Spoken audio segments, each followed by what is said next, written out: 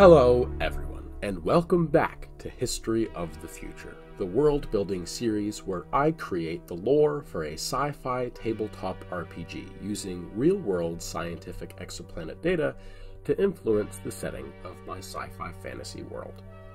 Today we're going to switch it up from the usual, and instead of designing the next new star system like I've been doing so far, I'm going to bring you through my process in designing a set of aliens that would inhabit the ecosystem for my first alien planet in the series. For new reviewers who would like greater context on the series, there's a playlist linked here to the rest of the series where I've explained the timeline as well as detailed most of the central star systems in human-occupied space. So there's a lot more stories to be had there. But I know most of you are here to see me draw some aliens.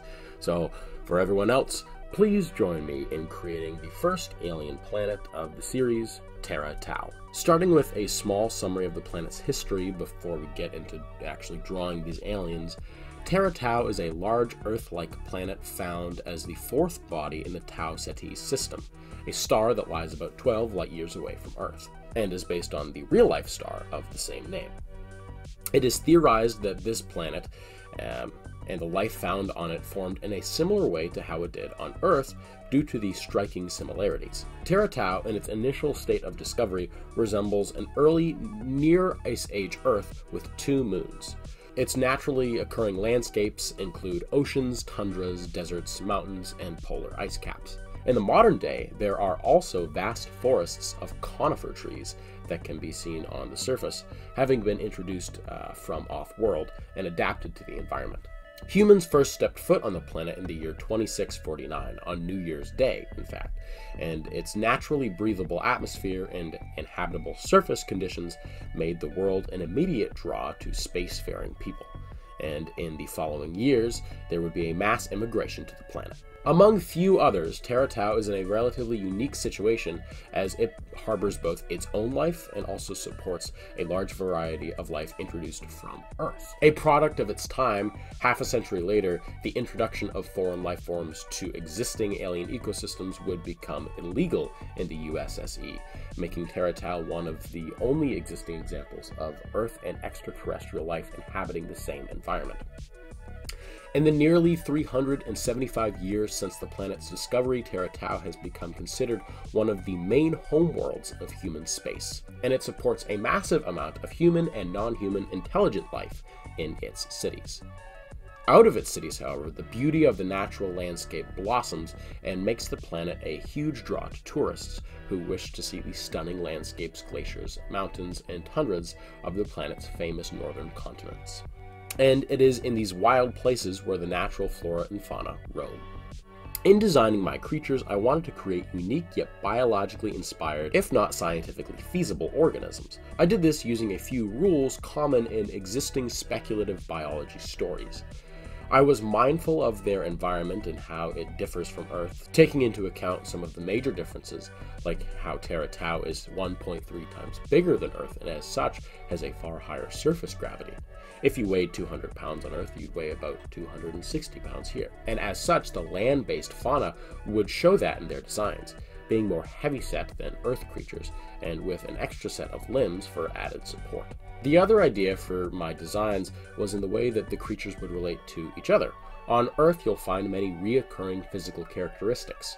For example, animals usually have 2 eyes, and any variation of 4 limbs, a head holding a brain and sensory organs and some sort of mouth-like thing towards the front of the creature. These are all things that evolved multiple times on Earth in several different lines of creatures, solely because they were advantageous for Earth's environment.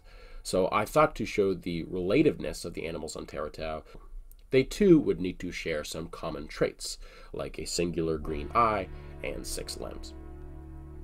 Putting these ideas into practice, my first idea for an alien on Teratau was an avian creature. Named by humans the Tauan Vulture-Gull, it is found on every continent of the planet, and they would be aerial scavengers, most like the seagulls of Earth. The idea that I liked most about the vulture gulls was that they would at first look relatively similar to the birds of Earth, but when you looked closer, you would see the dissimilarities. In place of a head, at the end of its neck, there would be a periscopic protuberance with an eye at the end. This eye would be able to swivel around while it's on the ground, so it could look out for predators, while also naturally looking downwards during flight to help it spot food. Their beak, however, would be found on what would be their chest, allowing them to eat things on the ground while their eye organ looks around like, well, a periscope. The vulture-gull was the only creature to not have a blatant third set of limbs, as I was unsure if I wanted to clutter up its wings with an extra set. So I decided that similarly to how legs can be found on whale skeletons, the vulture-gull would have evolved not to use its set of hind limbs, and so they've atrophied over the generations and become sensory nubs near their tail. Making some sort of lore sheet, I came up with something like this, almost like a Pokédex page, with the description on the right and the image and stats on the left. A few of these stats are in the context of the creatures found in D&D, like armor class, health, speed, etc. This only serves to give you viewers a more concrete understanding of their functionality in a tabletop setting until I finish my own stats and rule sets. The Tauan Vulture-Gull is a family of flight-capable organisms found on the 4th planet in the Tau Ceti system. Found all over the planet, they are most common near the coasts, where they will feed on kiss-fish who swim too close to the surface.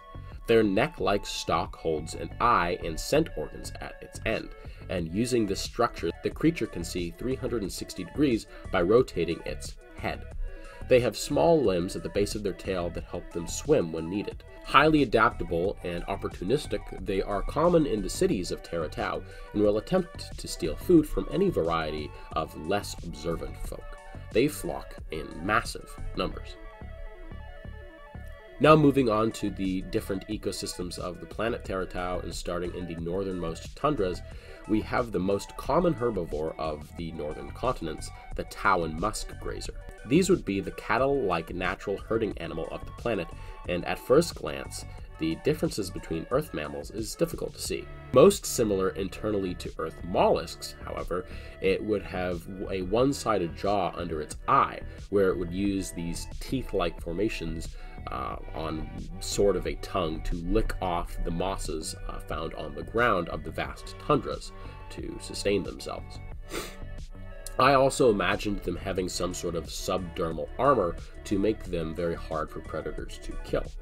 In my mind, the musk-grazers would be a very smelly but silent creature that would leave you alone if you left it alone, but if you got too friendly, you might end up on the wrong side of their tusks. I feel like these creatures would also compete with deer and other exotic earth animals that have been introduced into this environment in the past 300 years.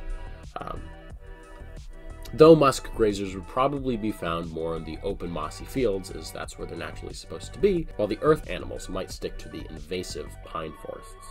The Tauan Musk-Grazer is the most common herbivore found on the northern tundras of the planet Teratau. Low, slow, and stocky, they most resemble earth bison in behavior. Using their strange single-plate mouth, they scrape the moss-like mats off of the ground and digest them in their 3 internal stomachs.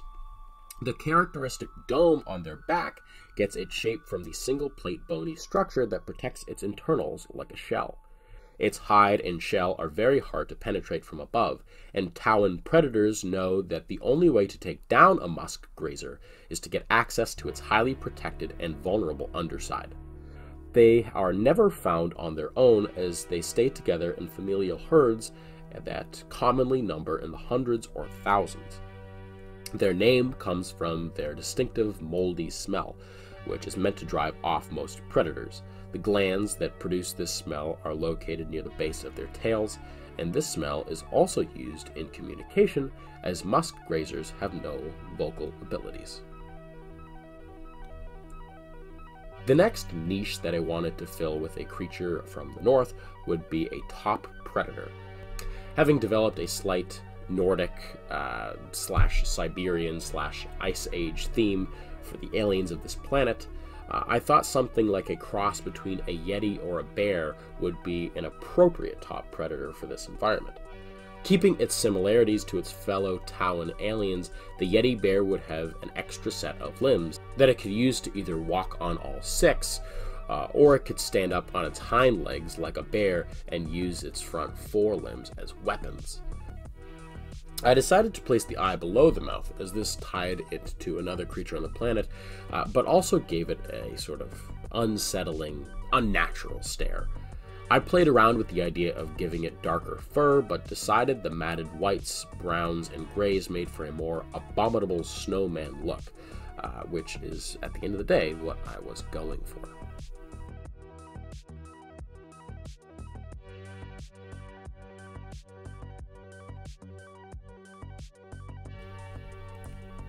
Nicknamed the Horror of the North, this relatively rare creature is a solitary hunter that stalks the mountain valleys and tundras of the northern continents of the planet Teratau.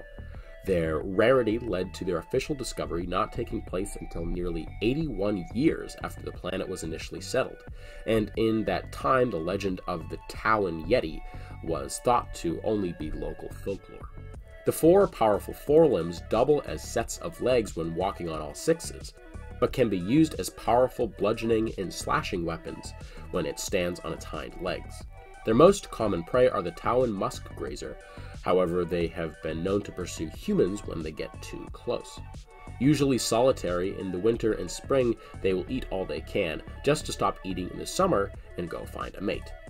The females usually birth a single cub, and that cub will stay with them for 2 Tauan years, about 36 standard months, until they mature and go off on their own. The females are larger and more aggressive than the males, especially when they have young around. Moving into the oceans, we have yet another top predator, and one that takes blatant inspiration from a Norse myth, being a reference to the world serpent Jormungandr, but also sea serpents and oceanic dragons in general. The Tauan Sea Dragon, as I called it, is honestly my favorite of all the aliens that I drew for Teratau. I was trying to almost design an evil version of the whales of Earth, as the Tauan sea serpent would be a great big hunter. Although its size admittedly makes very little sense for a meat-eating animal, it's an alien, so I can do whatever I want with it. I wanted the sea dragon to have a domineering presence. Like if you saw it while you were swimming or sailing, you would know before it even found you that you were not going to make it to shore. I armored it to the teeth with plate armor and a great big horn for battling other sea dragons or sinking ships. I imagined them as rare but deadly creatures, almost like a giant squid in the way that they almost have a cryptid status due to their rarity. There was this detail of these dips in this creature's skull that looked almost like the soft spots of temples found on human skulls. That was just an unconscious detail at first, but as I developed the idea while I was drawing, I thought that this creature might use echolocation, and that these blank spots would be their natural internal speaker organ of sorts. As the idea of hearing a low hum in the water before a massive creature appears out of nowhere, again like an evil whale, is pretty terrifying. Nicknamed the Jormund serpent after Jormungandr of Norse legends, the creature more commonly known as the Tauan Sea Dragon is a gigantic horror of the Tauan oceans. Rare yet extremely dangerous, this was a creature not officially cataloged until the mid-28th century, but legends of its existence have been seen almost all the way back to the time of the initial colonists. The 125-foot-long sea serpent can easily sink most seafaring vessels, which makes open ocean travel a risk that most people aren't willing to take on this planet, staying near the shores and tropical shallows where they are not found. Usually avoiding contact with singular humans, they do take issue with other sea serpents and large ships that encroach on their territory, and they will attempt to kill the intruder with vicious prejudice. They produce low hums from an organ under their gills. They use these hums to locate prey, which is most often Strike-Shark. Their massive plate armor makes this creature almost impossible to bring down, and all but the most specialized speed ships cannot outrun it. Every 12 standard years, there is an 18-month period where they become hyper-aggressive. This behavior has been theorized to line up with their mating cycle, although exactly how their mating behavior is unknown. The first creature I actually drew out was my idea for a shark analog that looked like a shark but acted more like an ambush predator like catfish. I took a lot of vague oceanic imagery from Earth, again in the body plan of a shark, but also using the sensory antennae of lobster. This was probably the creature that I put the most thought into its behavior, as it would have a hunting strategy of using the seagrass analog on this planet as camouflage for attacking its favorite prey fish, a little alien that I called the Kiss-Fish. Although I didn't think about this when I was designing it, I do admit that the idea of a medium-sized shark-like organism just hiding out in murky waters, attacking instinctually when something disturbs its antennas, is actually pretty creepy, and definitely would add another disincentive to going swimming on this planet. Found in every ocean on the planet Teratau, the Tauan Strike-Shark is a fascinating ambush predator and opportunistic scavenger that differs greatly in behavior from the similar-looking sharks of Earth. They use seagrasses and murky water to hide from their favorite prey, the Kiss-Fish, where they wait for one to come by and trigger the sensitive organs on one of their many antennae. Then they will jump into action with lethal strength. In the open and clear waters, they are far more docile, and it is uncommon for strike shark attacks to take place there. Every 9 months, about twice a Tauan year, they will swim into the open waters to mate. Mating is a death sentence for the larger males. Female strike sharks will deposit their eggs under the reproductive flap of the male, where the young will gestate for 3.5 months, until millions of hungry young eat their way out of their father. This bizarre mating practice makes the life expectancy of the sexes drastically different. Whereas the males will usually only live a handful of standard years, the females have been documented at living multiple hundreds of years or more. The Kiss-Fish was the only creature that I had a name for before I designed it, and funnily enough, it reminds me of a creature that would be found in the video game Subnautica. Although I have come up with a separate alien planet that references that game, so this reference wasn't on purpose. The Kiss-Fish was designed after the goblin shark of Earth in the way that both creatures can shoot their mouth out to capture prey.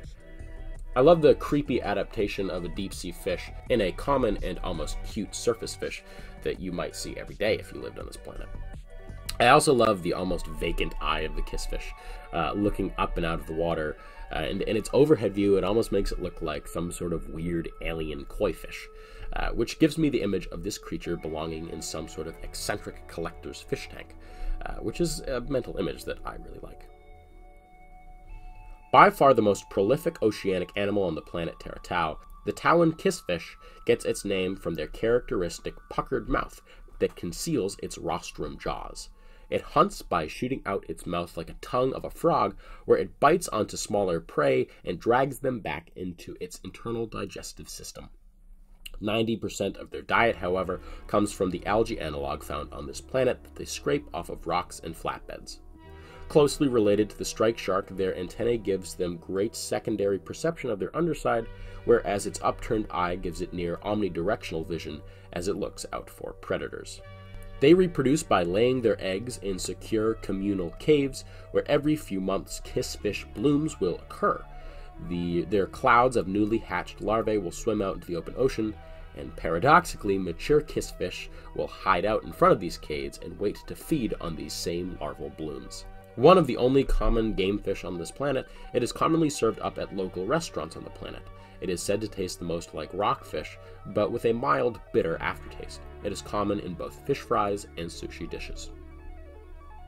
The Spore-Scuddler is probably the most blatantly alien creature that I made for the planet Teratau. One of the few creatures found in both the tundras and the deserts. They have a very unique body plan, similar to an earth octopus in the way that their mouth is at the center of their legs.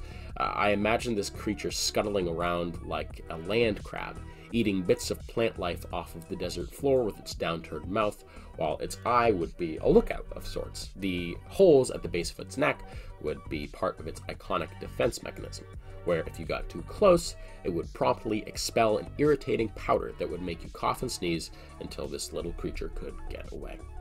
The Spore-Scuddler are a variety of organisms that live on all continents of the world Teratau. The most populous type are the southern variety that have a paler skin and large eye stalk when compared to the more squat northern counterparts.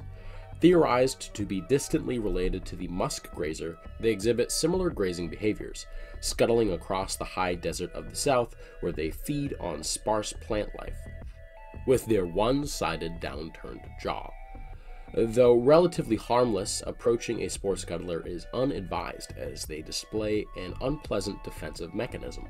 When a Scuddler decides that you've gotten too close, they will unleash a spray of powder from the holes around their eye stalk. This powder is highly irritating to the eyes and skin, and though it's not harmful long-term, 2/3 of the population have extreme allergic reactions to it, and this can leave them hospitalized with acute skin injuries.